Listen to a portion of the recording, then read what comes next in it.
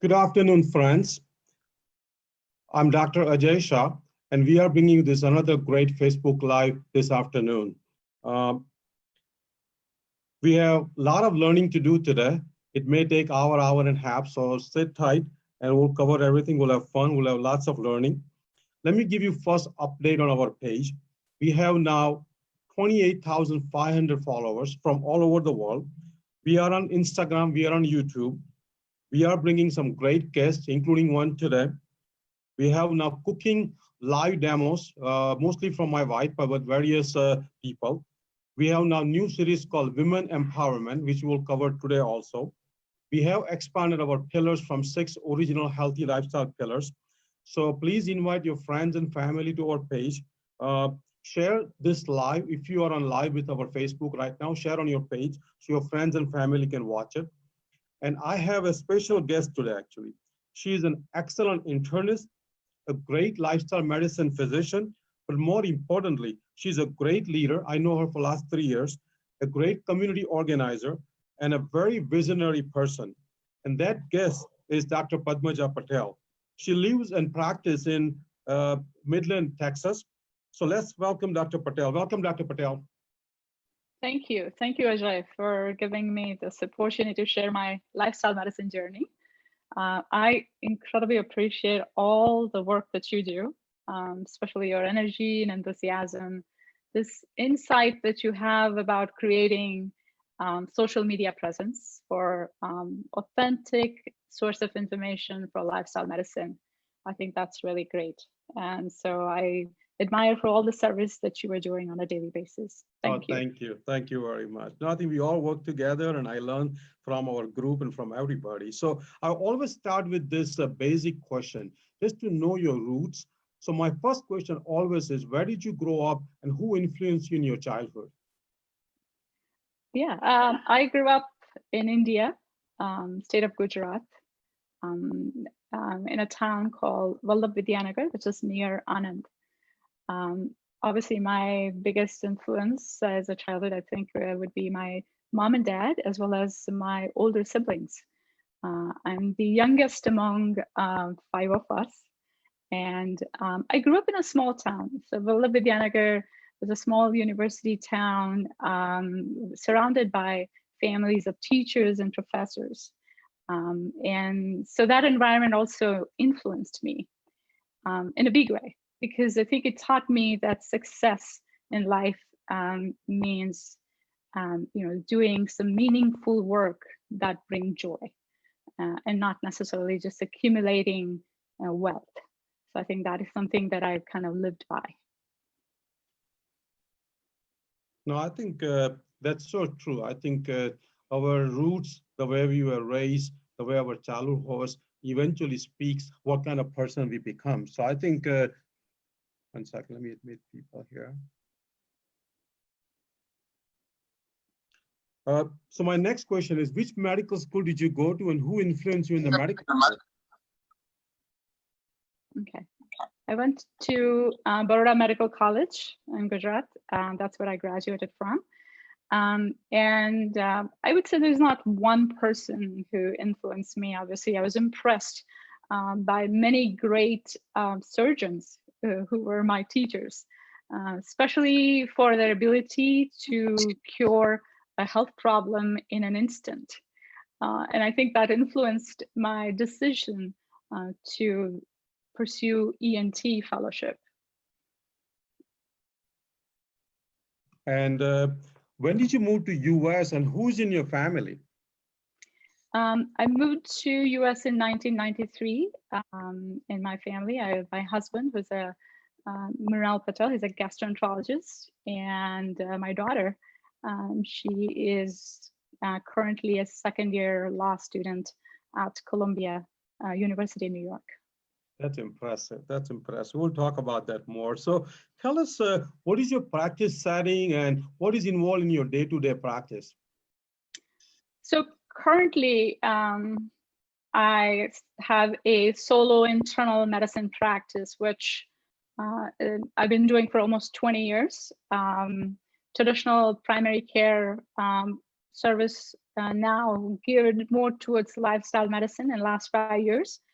I also offer corporate wellness exams in my practice. EHE, the Executive Health Exam, which are now part of the Corporate Roundtable with ACLM. Their exams and the corporate wellness is very focused on lifestyle medicine. And I'm glad to be part of their service for 20 years. I also now have been working with local health system, Midland Health, for last 5 years, helping them create the lifestyle medicine program. Wow, that's great. And how did you get interested in lifestyle medicine, and when did that happen? Yeah, so that's interesting. My journey started back in 2015 after attending a weekend seminar at a local church. This was arranged by my friends, Dr. Staten Autry, who's a cardiothoracic surgeon, and his wife, Blythe Autry. They're both very passionate advocates of whole food plant-based diet.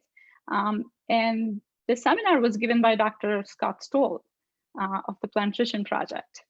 And I felt that the data that was presented about the disease reversal was very compelling. And for me, as you can imagine, coming from families that had traditionally had Indian vegetarian diet as your staple diet, we have seen friends and families who would have same disease pattern that you would normally see with standard American diet. And I think that's something that always puzzled me. I felt that our traditional Indian vegetarian diet did not necessarily offer any additional advantage. And I never really understood why. But I think after learning about the benefits of whole food plant-based diet, it made total sense to me that yes, our diet is so far from whole foods. It's predominantly, processed and refined items and added sugar, high consumption of oils and dairy. So that was another, I think, my eye-opening and aha moment from this seminar. And I would say the one slide in the presentation that was a game changer for me was, remember one of the slides that Dr. Esselstyn shows in all his presentations about one of his colleagues at the Cleveland Clinic who adopted whole food plant-based diet instead of going towards a traditional approach. And there was this side-by-side before and after angiogram. I think that's it. I realized I did not need any more evidence. That was good for me to completely convince myself.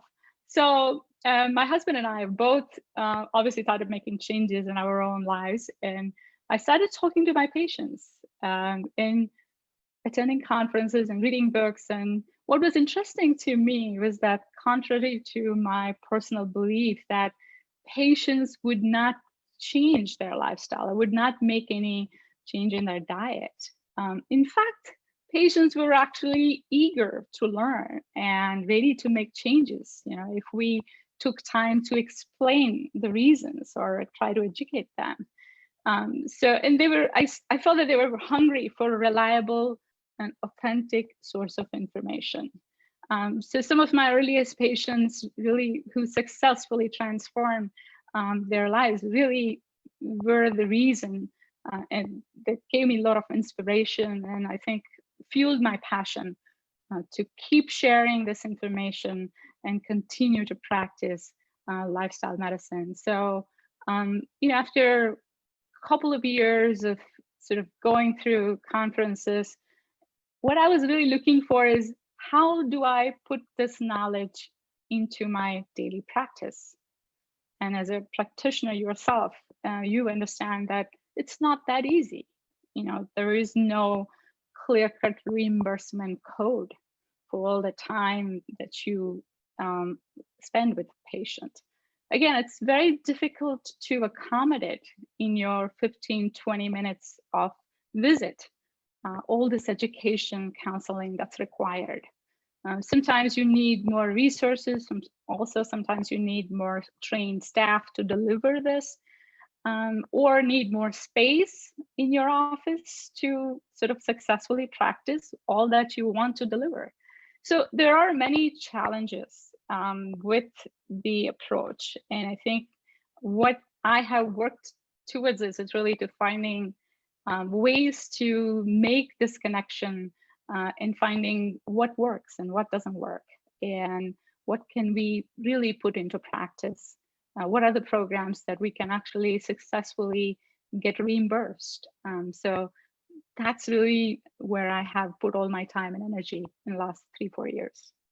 No, I think you said it's so true. India is becoming the heart attack capital, the diabetes capital. So being a vegan or vegetarian not necessarily means being healthy. That's number one. Number two, many people said that the lifestyle changes are hard, but actually, if we know from Dean Ornish program, he had a 90% compliance rate. When I write a Lipitor, half of the people stop the Lipitor at 1 year. So if we can achieve a 90% compliance rate, and partly that happens because when people start changing their lifestyle, they start sleeping better, they start walking better, their mood improves, their sexual function improves. So they actually start to like what they are doing for their lifestyle. So when people say the lifestyle changes are hard, in my opinion, doctors just have not tried it. I think, and the last thing, I think it's a big challenge. And I think that challenge is the reason we are bringing you as a guest, that how we can have lifestyle physician and primary care physician get properly reimbursed for the hardest work to do. I think many doctors don't realize that coaching is harder than practicing medicine. It's so easy for me to write Lipitor, but to talk about nutrition to lower their cholesterol takes time, takes a lot of nutrition knowledge, which we don't get in medical school. So I think we need to get some reimbursement changes where we will be paid for actually coaching and for changing the lifestyle. And I think person like you can lead at American College of Lifestyle Medicine, how we can convince, just like Dean Ornish convinced for his program to Medicare. I think person doctor like you can convince Medicare and many other insurance companies how to change the reimbursement code for all physicians. So that's a great that you are taking role, not just as a practicing physician, but also how to improve on reimbursement. So my next question, which is a question for all our viewers, and then we will focus on viewers who are physicians who are joining us. But let's start with the questions for all our viewers all over the world. So what are the 6 pillars of healthy lifestyle? And let's go through each one of them in as detail as you want.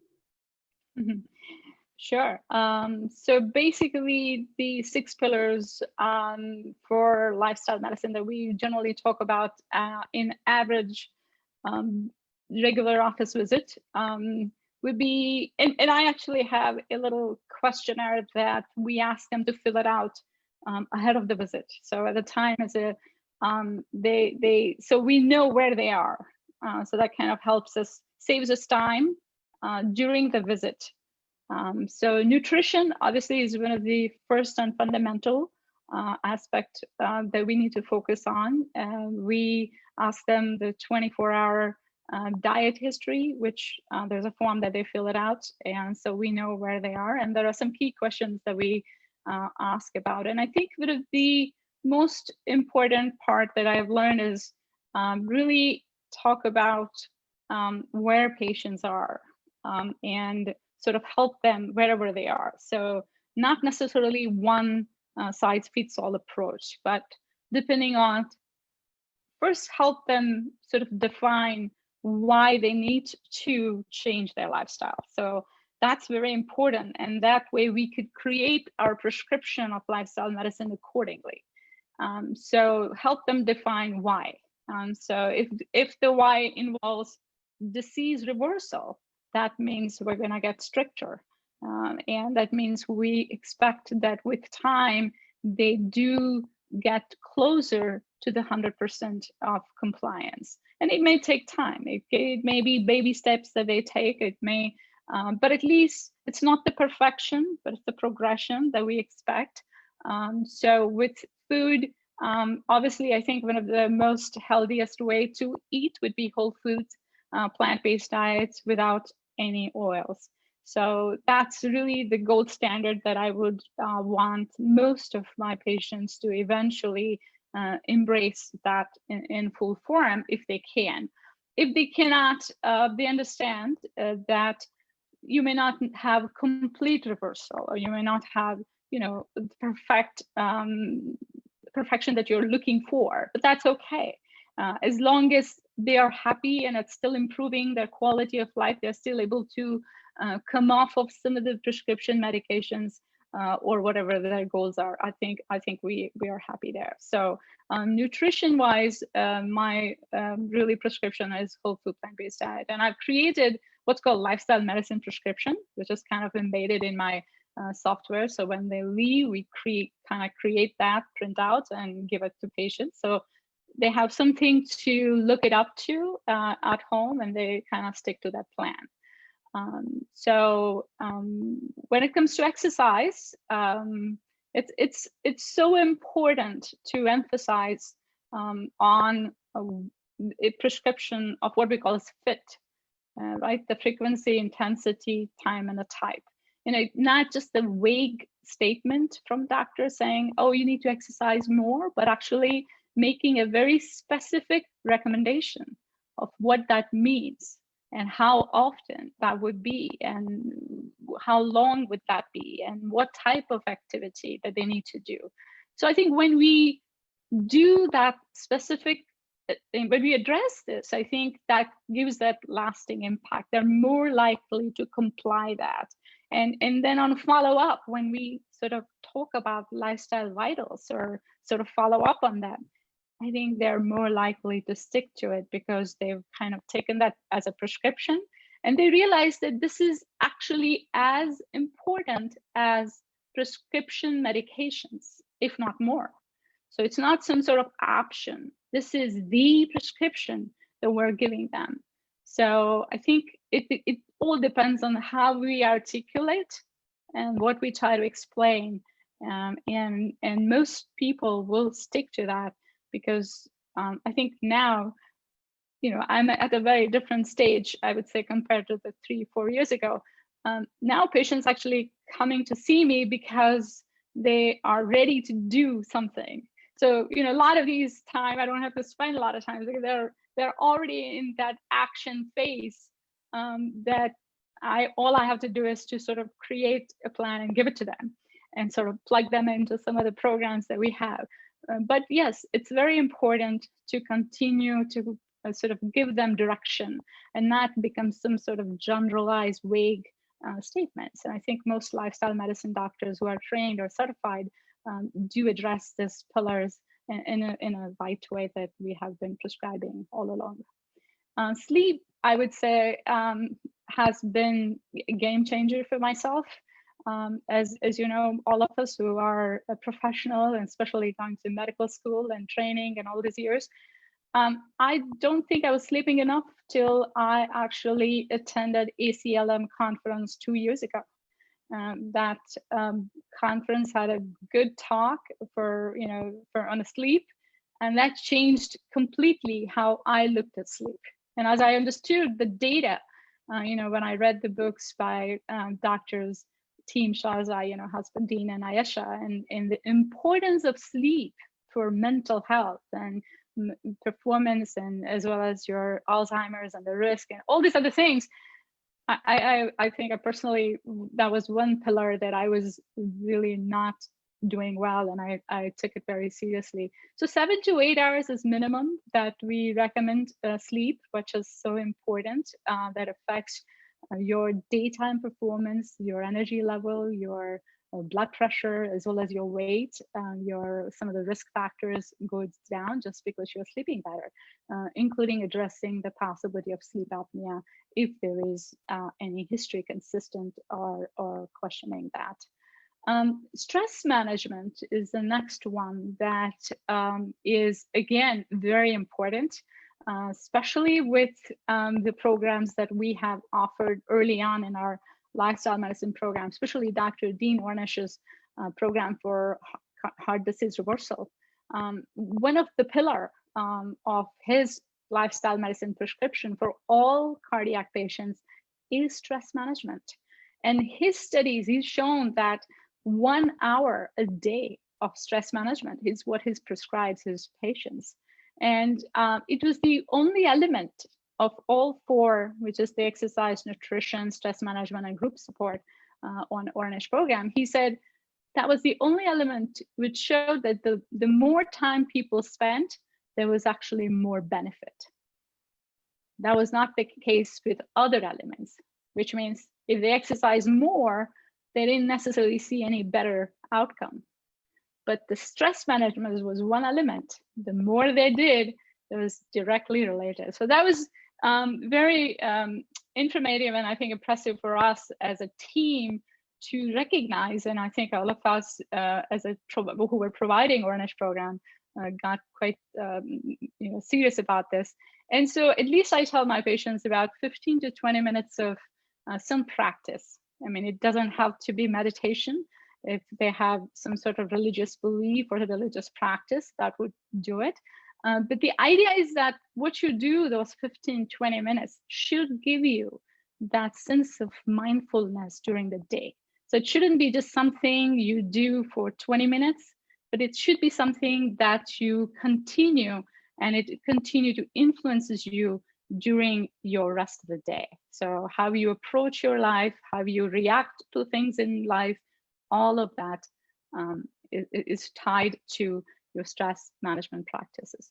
And the next one is obviously substance abuse, which is refraining from alcohol and tobacco.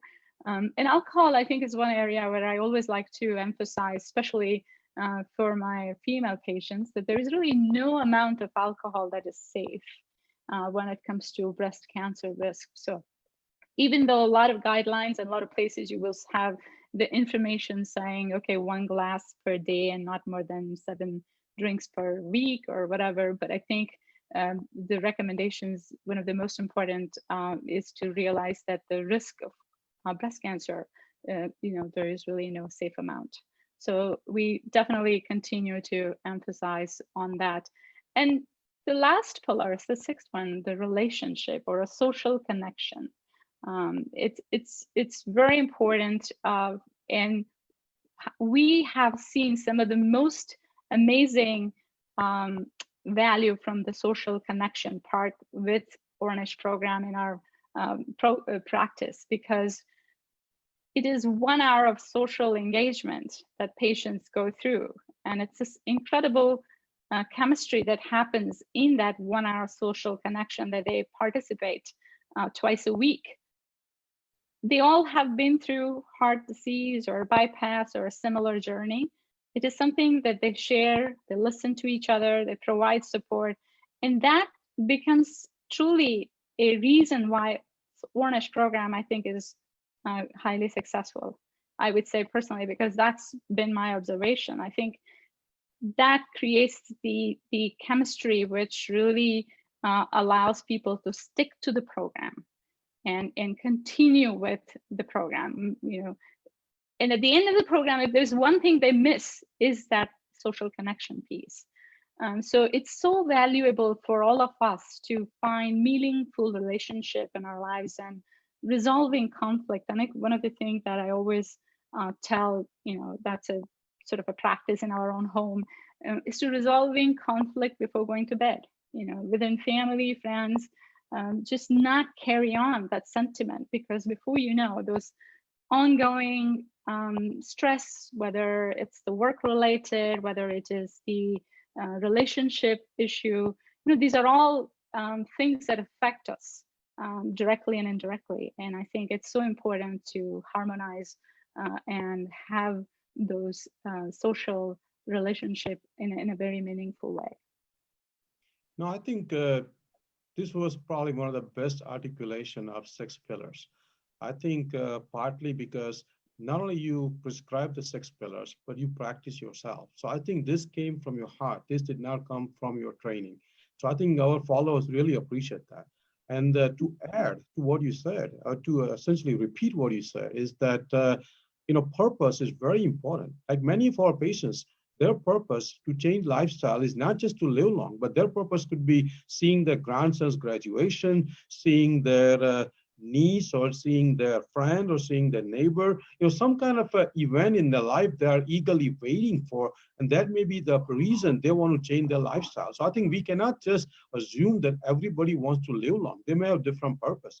And I think in terms of all the 6 pillars, I think when it comes down to healthy eating, when whole food, plant-based, no oil prescription is made, all comers are taken. I think if people make 50% change, that's better than zero. If they make 90% change, that's better than 50. I think I take all comers. And I think, to be honest with you, just like I said earlier, once they start making the nutrition change, just like Joe Furman says, fast food genocide, their mental status, their physical status starts improving. They start to actually like their bowel movement improves. Matter of fact, I'm reading a book, Fiber Fuel, and he actually recommends bowel movement as the 6th vital, because bowel people who have a bigger bowel movement live longer. So I think we are expanding into the whole nutrition aspect, not just what we eat. I think in terms of the exercise, physical activity is that's how we define it. We don't have to go to gym. The people in blue zone don't go to gym. They move every hour. And sitting is new smoking. So we need to move every hour. And like you said very clearly, that you need to work 20 to 30 minutes a day. After that, the benefits flattens out. And it was a good learning for me from you today, that if you want to put more time into it, and our friend Soham Patel has said that about a year ago, that instead of putting an hour extra into exercise, put into meditation, put into stress management, put into music, put into hobby. And I learned from him, because I'm an avid walker. I walk 2-3 hours a day. But if I save half an hour from walking and put into stress management, learning from you today is actually going to be more beneficial than keep doing more exercise. Same thing with sleep. I learned just like you learned. The 7 hours of sleep is very important. People who don't sleep, like we talked in our last live with Dr. Gulari, develop pre-diabetes. They eat more next day. They're not fully functional. They have more accidents.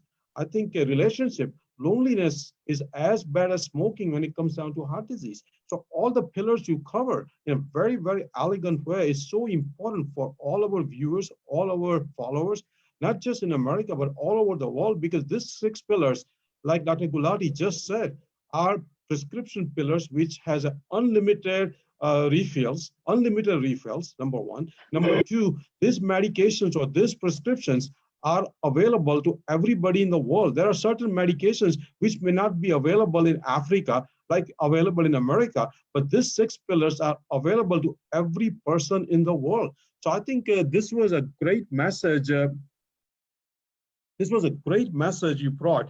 So let's start with some of the things which you kind of specialize compared to many of us in lifestyle medicine. I think your specialty truly is a community organizer, community leader, a visionary. So please tell us about your community-based program. As I understand, it's called Healthy City. Please tell how it started, what is your role, and how people got involved, and where do you stand with that?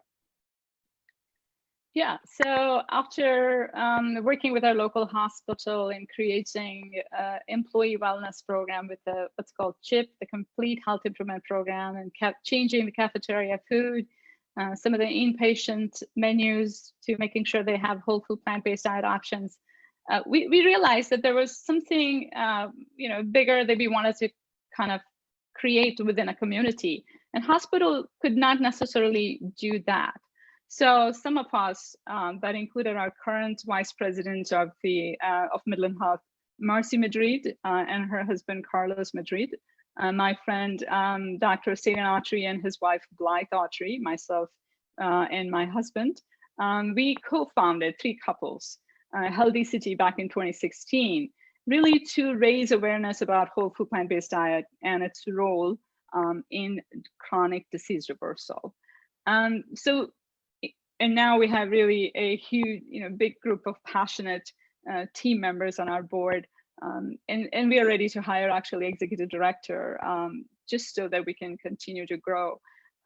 Each year we gather some funds just to create one of the big events called Food is Medicine. It's an all-day seminar that we arrange, and we invite lifestyle medicine experts like Dr. Greger, Dr. Clapper, We had invited Dr. Dean and Aajay Shah, Dr. Loomis, Dr. Scott Stoll, etc., just to give talks and sort of have patients learn from them, these experts. So each time this event will attract at least about 600 people. We also have a robust website. I encourage everyone to check it out.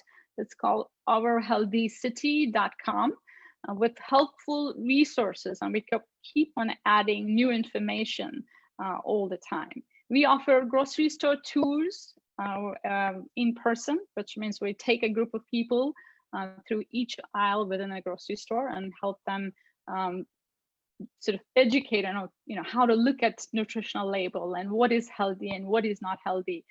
We do cooking demonstration in the community. We also have a monthly community potlucks meals, which has been going on for 5 years now. We have created local restaurant guide for people to make healthier choices when they're eating out. And we participate in local health fairs and local community events to really raise the awareness about the benefits of whole food plant-based diet. Our free videos are available right now for anyone to check it out about the grocery store tours. These are 6 videos. There's also videos on gardening and canning. So all of these are freely available to anyone. What I feel is that Healthy City has created this, actually helped sort of fill that gap in patient care by offering what is called this community support element. Can you hear me? Let me mute this person. Okay.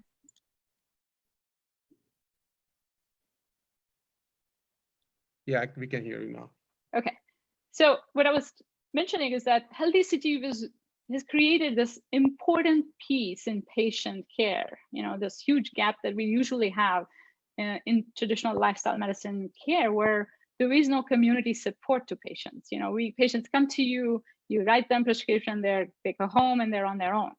Now here we sort of plug them into all this ongoing community events and support system and classes and things like that. So that really helps these people continue to stay on the plan. And I think for lifestyle medicine practice, we have to have this support element in some form and shape. Yes, it's important to create something and give resources to patients, educate them. Those are all good things, but I think they need this ongoing support. And for us locally, I think Healthy City is invaluable in creating that element. No, I think this, Padmja, Dr. Patel, speaks clearly for your vision and for your leadership, because I agree with you. Many physicians, they want to practice lifestyle medicine, but sometimes once a patient leaves after the 15-minute visit from their office, they may not have the same kind of support and motivation, constant reinforcement, and hand-holding unless this kind of community-based programs are made. And I think many times community-based program, actually, many people have said that when any activity is done in a group-wise fashion, there are just better results. So I think these community-based programs are big undertaking.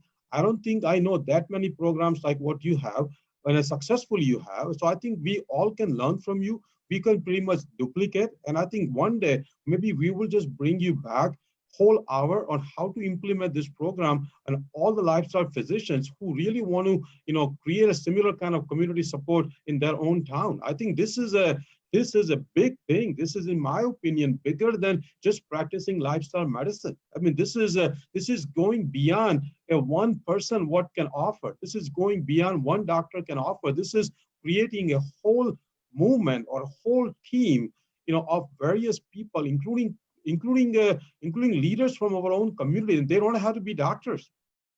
Right. And I look at this lifestyle practice or lifestyle movement, which has sort of 3 important elements for success. I think obviously you need physician champions, but then you also need health system that is supportive. Then you also need a community support element. for all these three things to sort of work together to create a successful lifestyle medicine, whether it's the program or a community-wide initiative or whatever you want to call it. But I think these are three important elements, and I think we need to work toward creating all three of them. Yeah, I think, yeah. So I think I was going to ask you this question later on, but let's finish that question first so that way people who are watching from all over the world can take a note of it and start following their own education at their own time. So tell us, who are the authors you follow when it comes down to healthy lifestyle? Yeah, obviously, number one, it would be Dr. Michael Greger. He's the guru of, and we all follow him very strictly. Then I also like Dr. Clapper and his work. That I always look forward to learning what's new thing that he has to share. I also follow T. Colin Campbell and his work, and what's coming out from nutrition studies. That is something I like as well. Obviously, I'm a huge fan of Dr. Dean Ornish and his work. That really is something that's very close to my heart, knowing the mind-body meditation and how number one killer of America could be totally reversed. So I think these are the big names I would say that I follow. But obviously I read just about every book that comes out that gets published, because all of us are always excited to learn anything that's new or anything that would help us. But I think these are the pioneers, and Dr. Esselstyn as well, I would say, add that. So these are really pioneers of lifestyle medicine when it comes to North America, and I think their work is something that we all continue to follow. Yeah, I think those are all excellent giants in our lifestyle medicine. I think all of them, in my opinion, are tirelessly helping not just America, but the whole world. I think many poor countries cannot afford these expensive procedures and medications. And I don't think many of our lifestyle giants understand that the impact they have, not just on America, but all over the world. I see a lot of people from different countries now that they're actually reading books from these authors, and they're following their advice all over the world. So I think that's so. My next question to you is that I watched a powerful video testimonial actually from one of your patients. I remember that she was a relatively young person who had a heart attack and then changed the lifestyle completely and actually improved her heart function. I remember that video very clearly. So tell us your success and your approach to disease reversal in terms of heart disease reversal, diabetes reversal, chronic disease reversal. How do you take the patient on that journey, and how do you follow that patient, and what kind of success you had so far?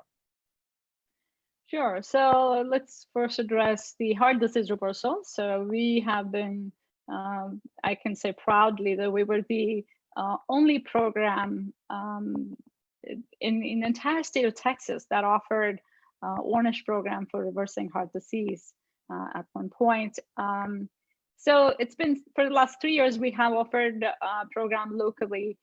It's one of the only programs that we know has a scientific data showing the disease reversal in a randomized control trial.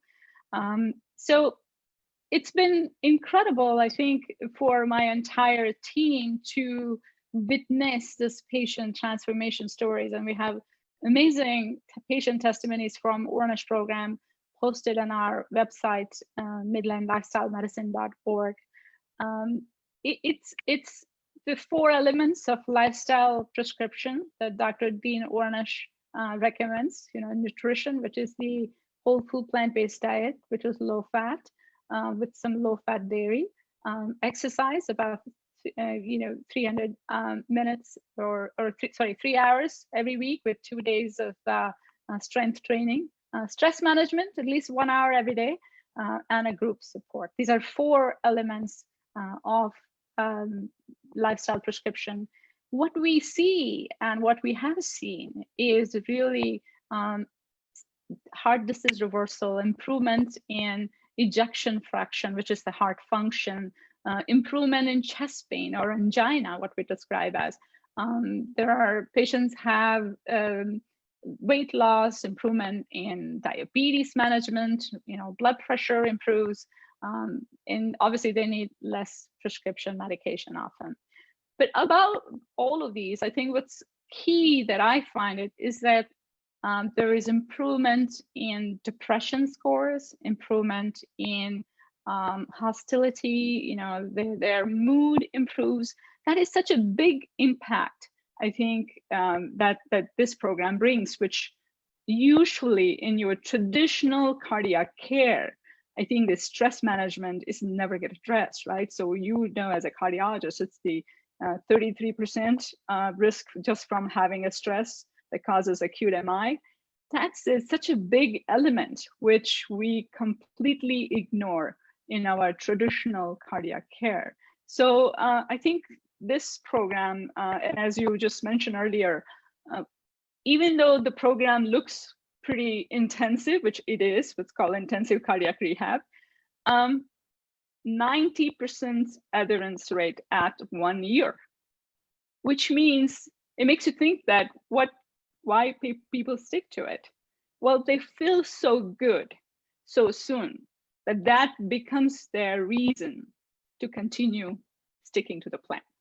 And obviously this group support is another element that really kind of helps them connect with each other. And so that's also another reason why people continue with cardiac rehab.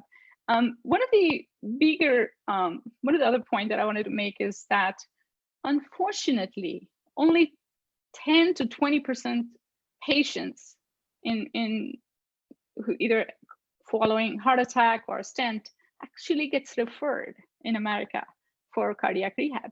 There's a huge gap in cardiac patient care that we haven't necessarily addressed it. This is the only lifestyle medicine program which has a reimbursement model. Medicare pays for it, and most other commercial insurances cover for it. It's a 72-hour intensive cardiac rehab per patient. For 1 hour, reimbursement average is about 108 to 118, depending on where you are in United States. So the reimbursement is double than your traditional cardiac rehab. Why are people not taking care, or why are we not jumping to create something like this where patients can actually benefit, as well as you could create some revenue as well from an established program which has evidence? We've known this for 40 years. It's not a new piece of information. Yet it has not necessarily trickled down in our mainstream medical care. And I think all of us here in lifestyle medicine would really should work towards offering this option to all our cardiac patients. And what we are doing locally, though, is yet we've had some amazing stories and transformations. One of the challenge we've had is Ornish program is offered in a group cohorts, which means you have to sort of wait till the next group starts. And these are, the 18-week programs. So sometimes patients have to actually wait to start their rehab. That's been a big challenge for us because where we are geographically, we are in an oil and gas boom town, which used to be, not anymore. But patients couldn't wait. They had this following heart attack, they only had so much time and they needed to finish their cardiac rehab, and we could not necessarily enroll them in a timely manner. So that's why we're moving on to Pritikin program soon, which is again another intensive cardiac rehab. It's less time consuming and it's easy to enroll. And more or less their principles are the same. And as it comes to nutrition, Pritikin is a little bit allowing little animal protein, but they still have a healthy mindset as well as exercise as one of their elements in addition to healthy nutrition. So again, 72 hours of intensive cardiac rehab you could build with Pritikin, and I think it's going to be really game changer for our local community.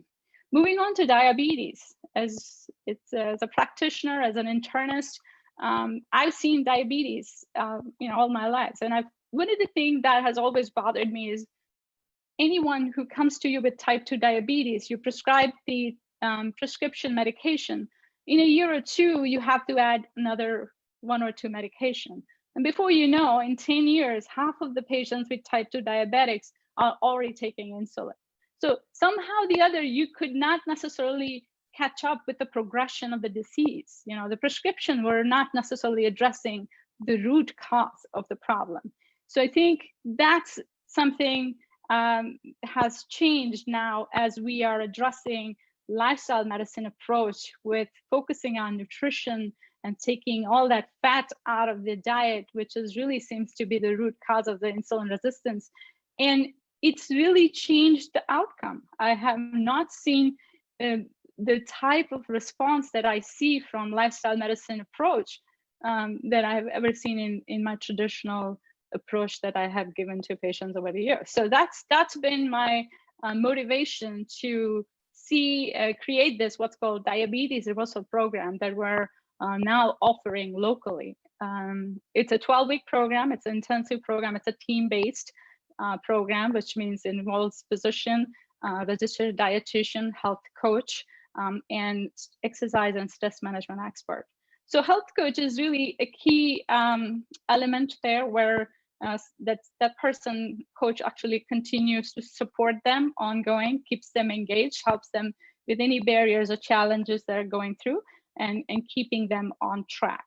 And I think that's been our biggest success, is to create this team-based approach. And I've actually had waiting period right now for people to sort of get started. I have 3 cohorts going on simultaneously, and there's just so much interest. And obviously the video that you're mentioning, that's from our first cohort, the young 40-year-old who had A1C drop from 12.6 to 6.4 by the time she finished. She was on 2 insulin injections that we were able to take her off, and now only taking 1 500 milligram metformin. Obviously, her ejection fraction after the heart attack was less than 30, which is more than 45% now. So yes, these are the stories that really keep you going every day and make you work harder in your lives, because that's truly exciting.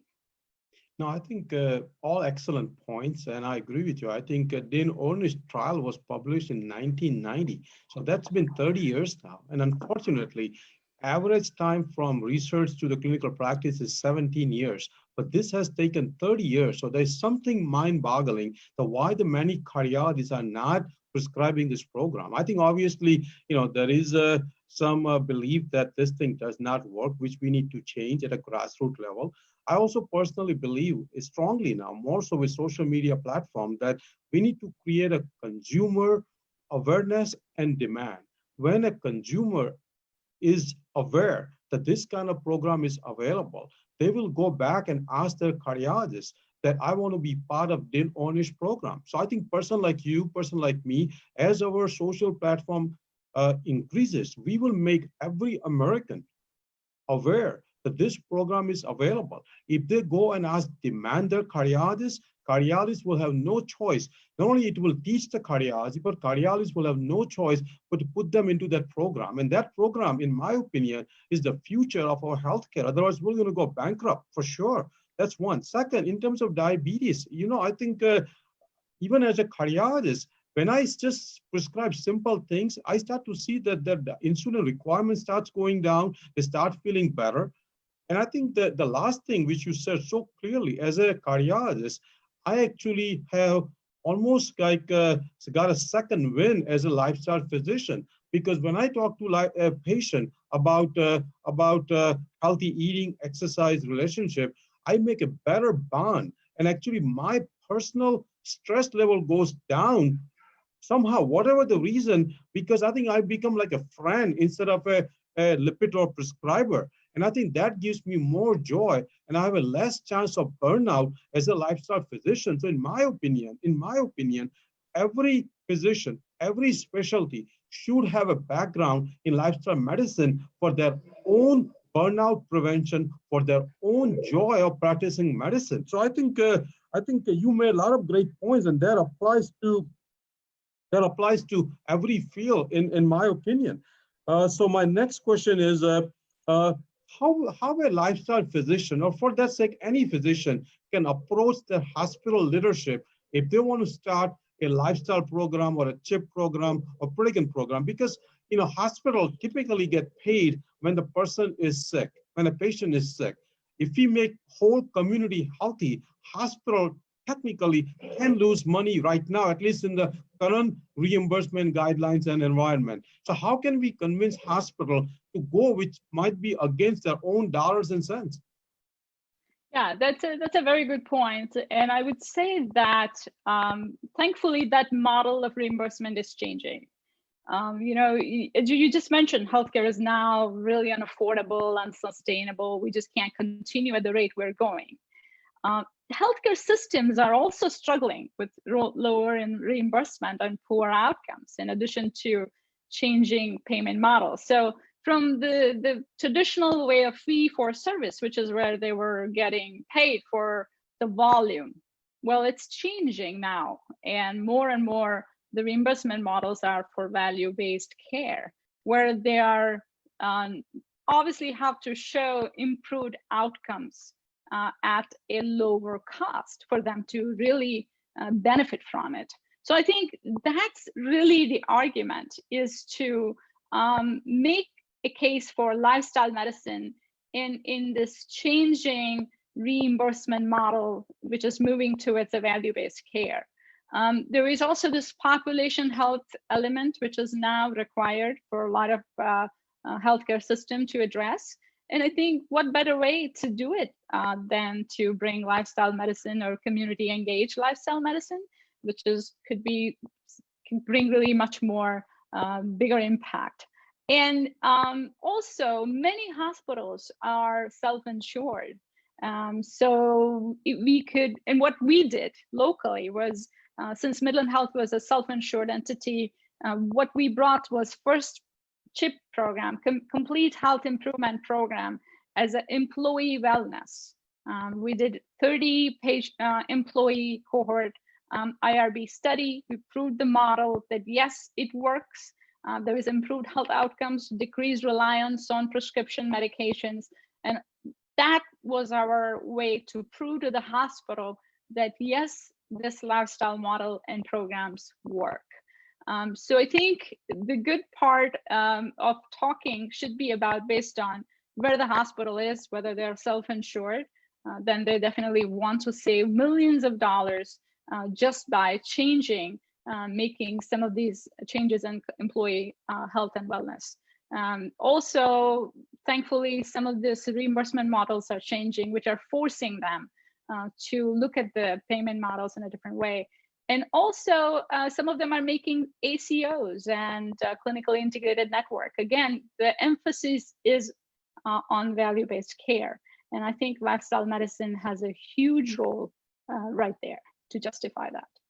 No, I think I completely agree, and those are excellent points. And I think in terms of employee wellness, I'm realizing that not only it will save on the insurance costs, but also when a healthy employee, a healthy nurse, or for that sake, any healthy hospital employee actually becomes a better worker. And many times medical errors go down, patient gets discharged on time. Like many times I've seen a busy, tired nurse because of the way her own health. Sometimes patient gets discharged 4 hours later, and that 4 hour turns into dollars and cents. So I think if we make employee not just save money on their health, but also if we make them healthier, hospital in the long run will actually save money from this inefficiency of the employees also. So I think there's always so many more benefits when we make people healthy, not just hospital employee, but all across the country, all across the world. I think health is our first wealth. I think people have to realize that the health is our first wealth.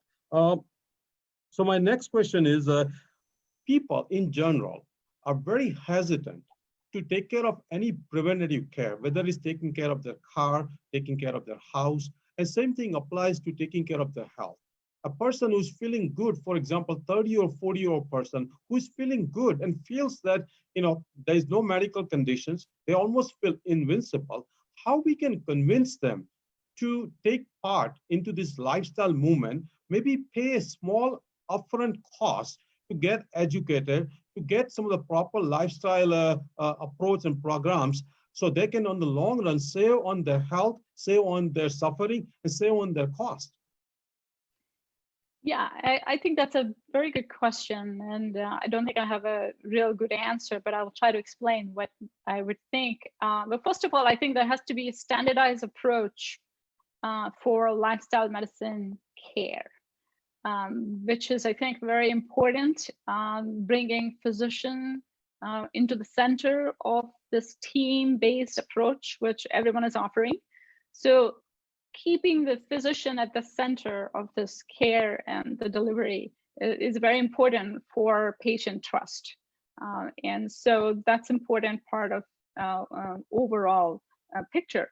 Now, talking about educating, and I think we talked about earlier, is we have to help people define their why and why they need to do it. So I think continuing to educate the need for lifestyle medicine for preventive, as well as sometimes for therapeutic needs, as well as to reverse disease. So it's not just for preventive, but also for sometimes for treatment and reversal of the heart for conditions, the chronic conditions. And for young people, for 30 and 40 years old, I think our focus needs to be on, if you continue on this trajectory that you're on, what are you going to face, right? So normal average, that you could expect within next 10 to 15 years, they may have a heart condition, high blood pressure, diabetes, cancer. These are the normal course of events that they would see if they don't necessarily change their health trajectory. So I think it's more about educating them about why the need there is, and I think living up to them. Sometimes they have a family history, which also may play a role. Families have the same lifestyle. So if you're living the same lifestyle as your parents did, obviously you're going to carry the same diseases that they have. So I think it's, again, emphasizing that there is need not just for the risk because of the genetic predisposition, but because of the same lifestyle that you're living. And I think the value of lifestyle medicine is really on prevention, as well as savings dollars in the future. If you don't want to spend for surgeries and procedures and pills in the future, you invest in your health right now. And I think that's really where we need to sort of focus on, in educating people and explaining the role of lifestyle medicine. No, I think I agree with you completely that physicians should be at the center of this lifestyle movement. Number one, definitely they have a education, they have a passion, and they definitely have a leadership role. But at the same time, I sincerely believe that there are a lot of health lifestyle coaches are coming up all across the country. In my opinion, if we are smart as physicians, we will take a approach where we actually employ these life coaches. We refer them our patients, so they will be our employee. They will get their work from our patients, and that way they will be supervised properly. If a person needs more than lifestyle change, like medication or procedure, we will be readily available. So I think, to me, having this lifestyle coaches go on their own and physicians keep doing their traditional medicine, in my opinion, is actually a wrong approach. I think, in my opinion, all physicians should employ all the lifestyle coaches. And that's what I'm going to do one day. I'm going to employ 5, 10, 15 health lifestyle coaches and just provide them the patients from social media platform, from my own practice. And I think that's a win-win situation, because if a lifestyle coach makes certain revenue, part of that revenue can come to a physician as their supervisory role. Just like we supervise nurse practitioner, physician assistant, we can supervise lifestyle coaches too. What do you think on that? I totally agree. I think there is definitely a need for health coach in lifestyle medicine. They're invaluable. We have now 4 nurses, registered nurse RN, who are undergoing well coaches training, and I've seen what they bring to the table, and I've seen they are actually working with all my diabetes reversal program participants, and it's really taken this entire program at a whole another level, because patients feel so engaged and involved, and they're not on their own. You know, they have someone that they can fall back on, someone who's constantly helping them, nudging them, offering the support. So I am a big believer, and I think they play a valuable role.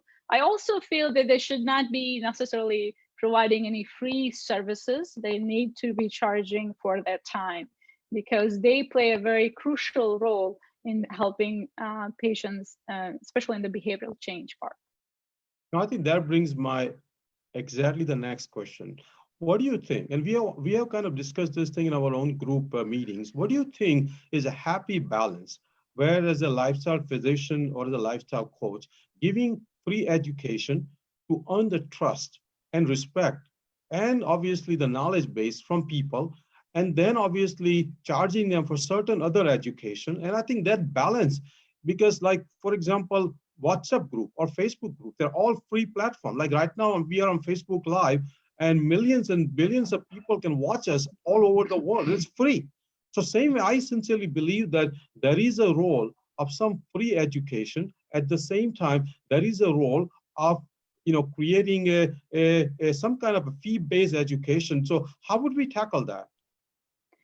Yeah, and I think there are two parts to that question. Well, number one, it's very important for lifestyle medicine physician to offer free education and put energy into awareness raising within the community, whether it's a social media platform, however you go about it. It's important to share that authentic information.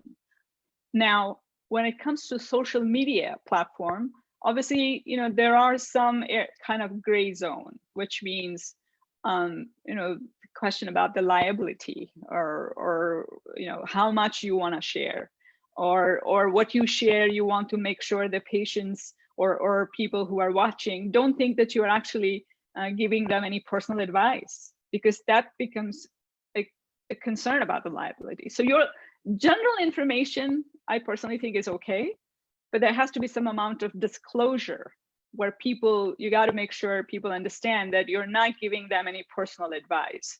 This is just for general information.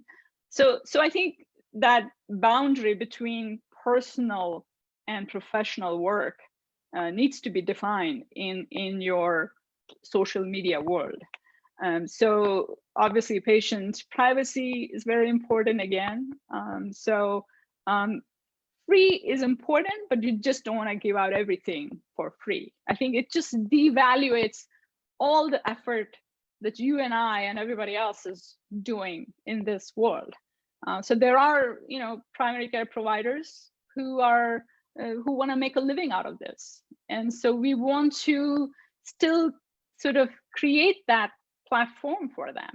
So education part, I totally agree, should be free. We want to raise awareness, but we don't necessarily create this entire lifestyle medicine disease reversal approach for free on a social media platform. I think I agree with you. I think there has to be happy balance on the long run for any system to work. And I think if Facebook wasn't making money, Facebook would be gone, and there would be a loss to the whole world. I think Facebook brings good value to everybody's life. And I think I agree with you. If a lifestyle physician goes bankrupt or has to go and work as a hospitalist because he or she did not make money, that would be a loss to the society. So I agree with you. I think it has to be a balance. And I think everybody has to make living. And but again, that balance, I think as we go further in this journey, we will figure out what is the balance for every individual. It may be different for you than for me. And I think every primary care physician, but at the same time, at an individual level, we have to take a team awareness that we cannot hurt other team members by our unintentional thinking and unintentional action. So I agree with you completely. We have to be very aware that my free giving out disease reversal program may actually make two other lifestyle physicians in my town go down in their practice. So I think it has to be an extreme amount of balance. And I'm learning still. I'm learning from you. I'm learning from all the leaders. So my next question to you, which is a personal question, being a mom, being a spouse, being an internist, being a lifestyle physician, being a community organizer, being a visionary, being a leader, how do you balance your day and how do you just manage this within 24 hours? Oh, Ye- so I would say prioritizing, right? I think we all find time for things that matter to us. So when you're passionate about something, you're gonna make time for it. And so I think it's all about prioritizing what really matters to us in life. Um, I didn't necessarily work full time 8 hours when my daughter was home. So having a solo practice always gave me that freedom of time of what I wanted to do. So I would work 6 hours, finish up work, and come home, and So I was able to balance that during when she was here. When she went to college to Princeton for undergrad, since then, I think I've kind of dived deeper into a lot of community efforts and work, and whether it's Temple, whether it's the nonprofits or boards. I think gradually I started realizing I have so many more gifts to share, and I enjoy people interaction. I enjoy being involved in community events and efforts, and so I think lifestyle medicine really brought all that energy into the right place. Now I have passion for the work. Internal medicine, I was sort of tired of that routine work, and it had become so monotonous. So I could only handle 6 hours a day. But now I have so much time and energy that I could work 24 hours and not get tired. It's just exciting, which was not the case before. So I think this has sort of brought a lot of meaning and joy to my professional work, which is what I thoroughly enjoy now. So yeah, I think there is no magic pill. I think we all have to sort of figure out what matters matters the most to us, and find time by making some prioritizing things and figuring out what works for you. And obviously, I think your support from your spouse and support from your family is so valuable. You can't do this alone. So, I thank my husband for giving me full support and encouragement along the way, including my daughter for being my champion, all along. So I think we need all of us. We may look sort of fierce and leader outside, but we all need a lot of support and encouragement at home. No, I think I agree with you. I think when it comes down to being successful as a person, as a mom, as a dad, as a career person, I think priorities are very important. Passion, like you said, is very important. If you are passionate, if you love something, you can work 24 hours and not get tired. Having a partnership is very important. Partnership with your spouse, with your family, with your friends, with your coworkers is very important. And I think at the end of the day, I think it comes down to what you want in life. And I think I can see that you have found your mission, you have found your purpose, a second purpose after your daughter has left. So I think you were a successful mom. Now you are a successful community leader. And I think many times I tell all of us that charity begins at home. When you are busy as a mom and dad, take those priorities as a number one priority, because raising a good child is as important as helping the community. I think like Hillary Clinton says that, we have to do things for ourselves, then our family, and then our community. So I think, see, those are the things I really think you bring to all our followers, that how to be not just a leader in the community, but leader in the family, leader at home. So my last question to you is what is your message? Because we are big. Our Facebook movement page is becoming very big on women empowerment. What is your message to every woman of every age, a young girl, a college student, a person in their a woman in their 50s and a woman who is in their 70s. What is your message? How we can empower every woman in the world? Well, I would say education. That's one of the most important means of empowering women with knowledge, skills, and self-confidence. We also need to engage men and boys in gender equality and women empowerment, because it's very essential to having a long-lasting social change. Above all, I think we need to move beyond gender roles and social expectations, which I think we all have sort of ingrained in our brain from early on. And by creating a home environment, it's such an important, because you have to have a role model growing up in your own house to see your dad, showing equal respect to your mom, or that's what is going to translate into you becoming one who would empower other women. So I think we have to set an example at home, and then only we can talk about society at large. No, I think excellent point. Again, thank you, Dr. Patel, for educating, for leading all of us as a lifestyle physician, everybody in your own community, and in my opinion, everybody in the world who is in lifestyle movement. I think you have a great role to play in the future. You're going to be guiding us throughout next many decades. I think this is really a privilege to bring you, and I think we are going to bring you every 6 months to see what other vision you bring to this lifestyle movement. So again, thank for you coming, and we'll stay in touch. If you have any concluding comments, otherwise, thank you for joining. And I think we have gone a little bit longer than 1 hour, so I'm going to hold off on any questions. But go ahead, please.